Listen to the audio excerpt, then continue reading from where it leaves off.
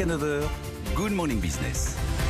Il est 7h24, on va quand même parler de la French Tech, alors que d'habitude c'est à 6h40 qu'on reçoit toutes les pépites de la French Tech. Oui, les chiffres sont bons. Et les chiffres sont bons. C'est ce que nous dit Franck Sebag, associé chez EY, chargé des Fast Growing Company, avec l'étude annuelle sur les levées de fonds par la French Tech. Effectivement, on bat de nouveaux records, 5,4 milliards d'euros levés par la French Tech. Alors on est au courant parce qu'ils sont tous venus sur le plateau de Good Morning Business. Quand on cite le palmarès, Voodoo, Insect, Miracle par exemple, le top 3, on était très heureux de les accueillir ici. C'est vrai que c'est une belle année. Alors on va voir qu'il y a des bémols, mais globalement quand même record en 2020, c'est-à-dire que les investisseurs ont été fidèles à leurs engagements.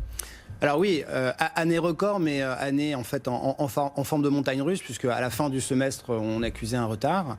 Second semestre assez fort. Oui, comme vous l'indiquez, en fait, les investisseurs n'ont pas lâché en fait la French Tech. C'est ça, hein, ouais. Avec un phénomène quand même qui s'est accéléré au-delà de ce très bon chiffre de 5,4 milliards, donc un record en valeur, donc plus 7%, en volume, malgré tout, une baisse de 16% du nombre d'opérations, qui traduit en fait un phénomène, c'est l'accélération des très gros tours de table. Et tant mieux, parce que c'est ce qui nous manquait en France, hein. C'est ce qui fait que souvent on part aux États-Unis pour se financer parce qu'on n'arrive pas à faire des gros tours de table en France. Alors, si on positive ce matin, on peut dire que notre écosystème grandit. Écosystème qui passe d'un état de start-up à scale-up, ces grandes entreprises qui sont des futures licornes.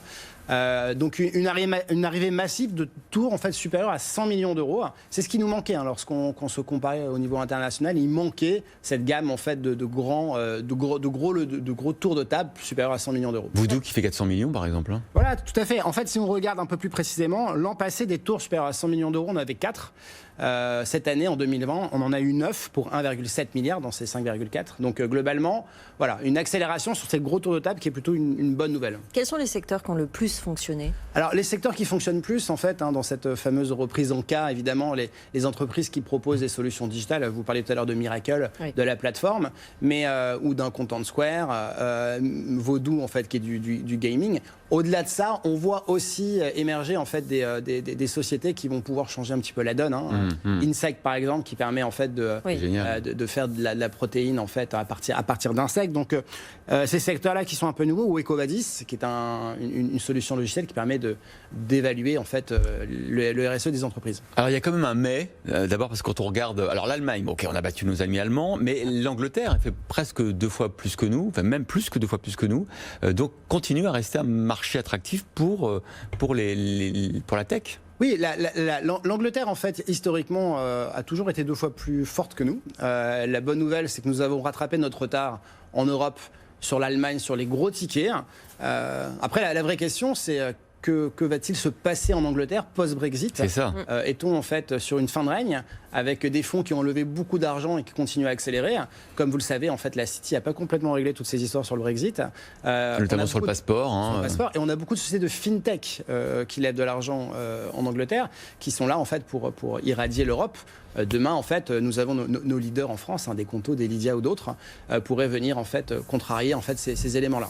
Alors à quoi on s'attend pour 2021 ?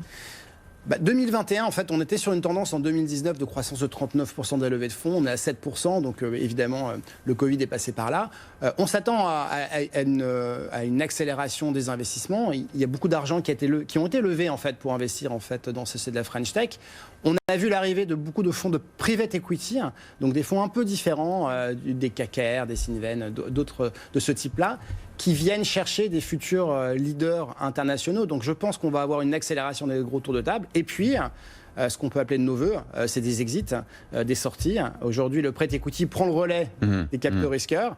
On aimerait avoir plus d'introductions en bourse. Bah oui. C'est là aussi où parfois l'Euronext, les places européennes pêchent un peu. On a besoin d'une plateforme européenne de cotation. Il n'y a pas assez de liquidités, il n'y a pas assez d'investisseurs sur ces marchés d'equity. Le rapport Tibi a appelé en fait un écosystème un peu différent. Il faudrait qu'on ait un écosystème fort sur la tech et sur la biotech.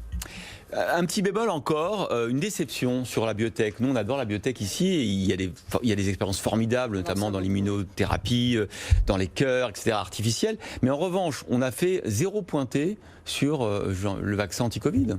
Les biotech françaises n'ont pas été au rendez-vous. Il n'y en a pas. Alors on a eu l'émergence de magnifiques biotech en Allemagne, et donc il faut se réjouir. BioNTech, notamment, BioNTech Moderna.